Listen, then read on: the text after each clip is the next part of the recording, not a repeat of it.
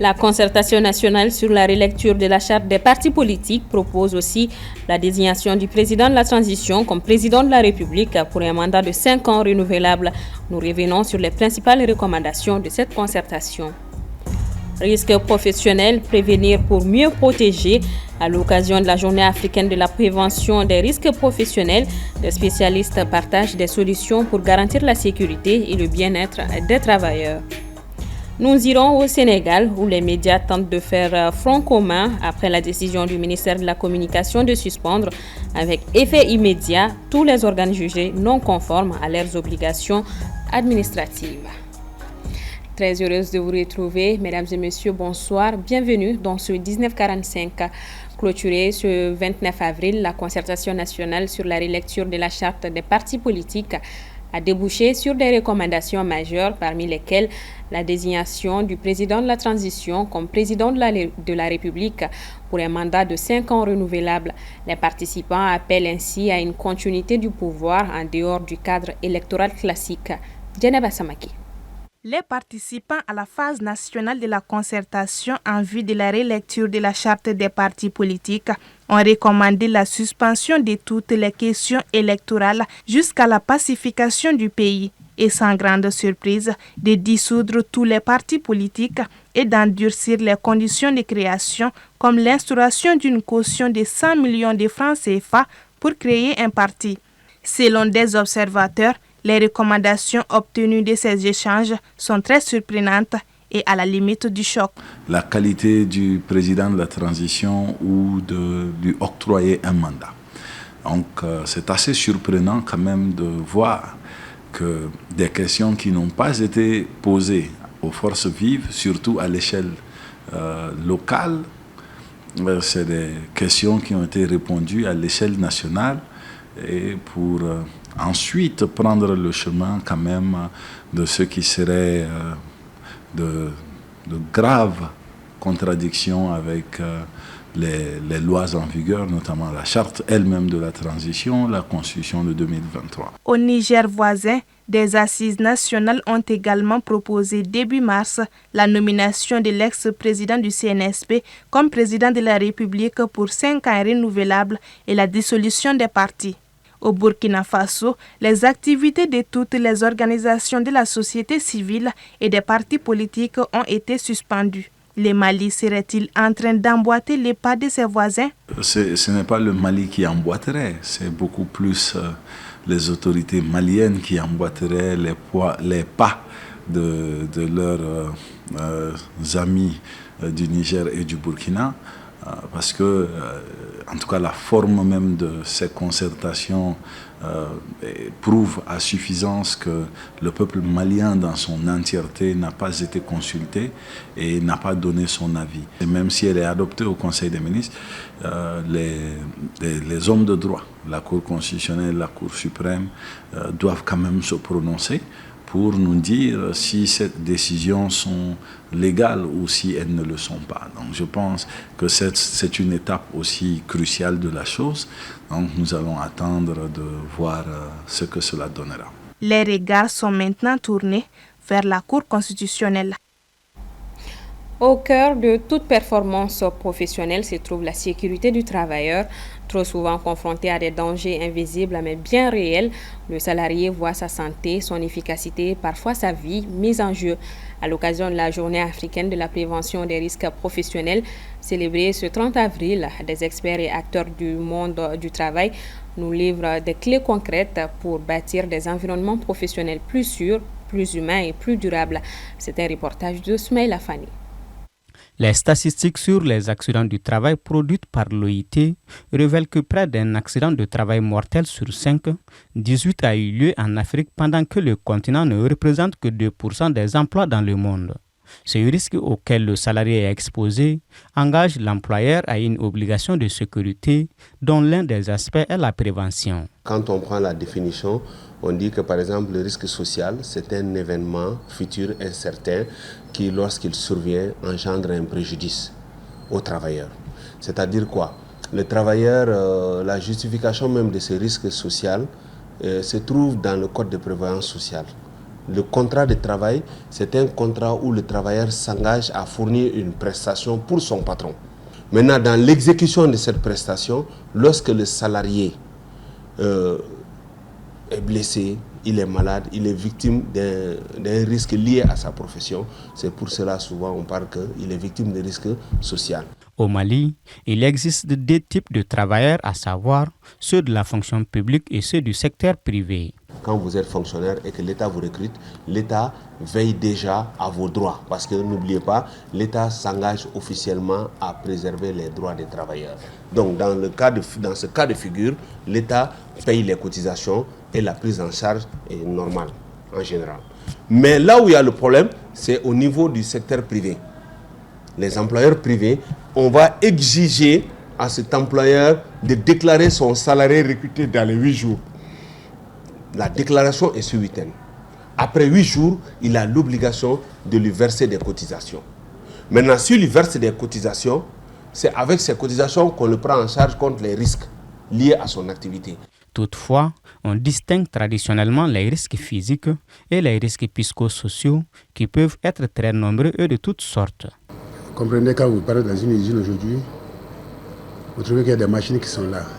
Donc les risques sont physiques à ce niveau parce que la machine peut à un moment donné peut-être handicaper un travailleur à vie. Ça c'est déjà un risque physique. Il y a les risques aussi chimiques. Il s'agit des produits qu'on manipule au niveau des entreprises. Ces produits-là peuvent être toxiques pour la santé de l'homme. Ça c'est des maladies, ça peut entraîner des maladies, c'est des risques qui peuvent amener des maladies professionnelles. Biologie également, parce que vous allez voir dans certaines entreprises également, il y a aussi ce qu'on appelle l'ionisation. À ce niveau, l'ionisation, c'est des trucs biologiques qui se passent et qui peuvent à un moment donné aussi être source de maladies professionnelles. Il y a aussi l'environnement dans lequel on travaille.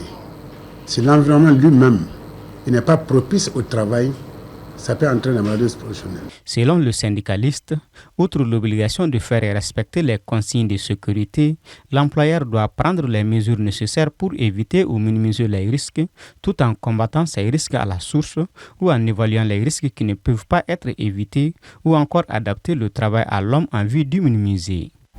Hier mardi 29 avril, l'Agence de l'ONU pour les migrations a déclaré que plus de 72 000 personnes étaient décédées ou avaient disparu le long des routes migratoires à travers le monde depuis 2014. Assetoumani Koulibaly nous en dit plus. Dans une déclaration des Nations Unies ce mardi 29 avril, plus de 72 000 personnes sont mortes ou ont disparu le long des routes migratoires à travers le monde au cours de la dernière décennie. La plupart d'entre eux sont dans des pays touchés par des crises, notamment dans la région d'Afrique subsaharienne. Pour l'Agence onusienne pour les migrations, l'année précédente a notamment été marquée par le plus grand nombre de décès de migrants jamais enregistrés avec au moins 8 938 personnes qui ont perdu la vie sur les routes migratoires. Des chiffres qui témoignent que les gens risquent leur vie pour cause d'insécurité, de manque d'opportunités et d'autres raisons, les privant d'options sûres dans leurs pays respectifs, a souligné Amy Pope, chef de l'OIM, dans un communiqué. Le rapport indique également que plus de 52 000 personnes sont mortes en tentant de fuir l'un des 40 pays du monde où les Nations Unies ont mis en place un plan de réponse aux crises ou un plan de réponse humanitaire. Du point de vue de Mme Pope, il est crucial d'aller vers la création de la stabilité et des opportunités au sein de la communauté afin que la migration puisse être un choix et non une nécessité. Jusqu'à aujourd'hui, la Méditerranée centrale reste la route migratoire la plus meurtrière au monde, avec près de 25 000 personnes perdues en mer au cours de la dernière décennie selon l'OIM. Plus de 12 000 d'entre elles ont été perdues en mer après avoir quitté la Libye et d'innombrables autres ayant disparu en traversant le désert du Sahara selon le rapport. Le dit rapport souligne que le nombre réel de morts est probablement beaucoup plus élevé que ce qui a été enregistré par l'agence.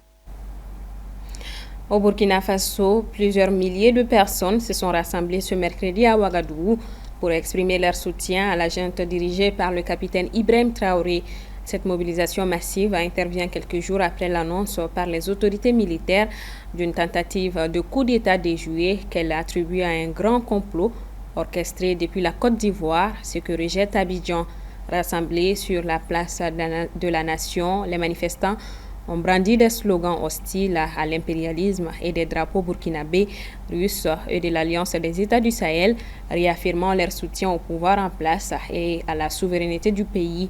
Cette démonstration de force marque l'une des plus importantes mobilisations en faveur du régime depuis le coup d'État de septembre 2022, dans un contexte sécuritaire toujours tendu face à la menace djihadiste. Du côté du Sénégal, les médias essayent de faire bloc face à une décision du ministère de la Communication qui a suspendu avec effet immédiat tous les médias qui sont qualifiés comme non conformes avec les obligations administratives. Aminata Keïta. C'est dans un arrêté daté du 22 avril 2025 que le ministère sénégalais de la Communication, des télécommunications et du numérique a suspendu avec effet immédiat tous les médias qui ont échoué à se mettre en conformité avec les obligations administratives.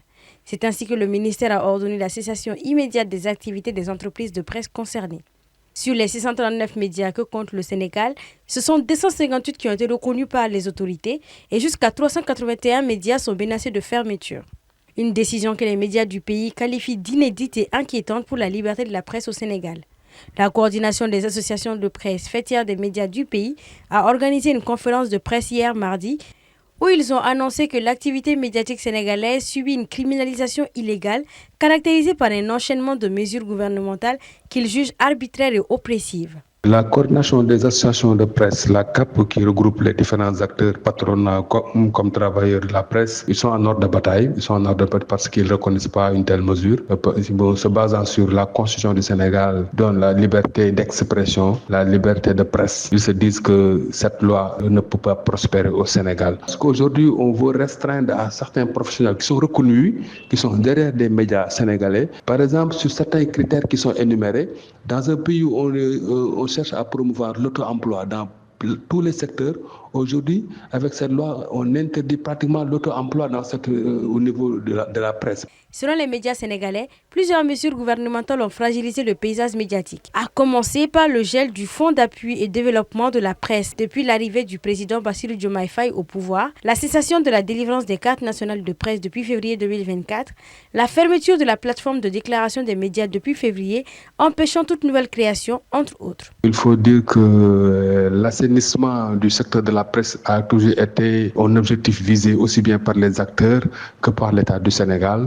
Et pour cause, personne aujourd'hui ne peut, jusqu'à un passé récent du moins, personne ne peut vous dire aujourd'hui le nombre d'organes de presse qui exercent au niveau du Sénégal. Au moins 258 médias qui sont officiellement reconnus. Et là, ces 250 médias professionnellement qui sont connus de tous, ils font leur travail comme le recommande la profession.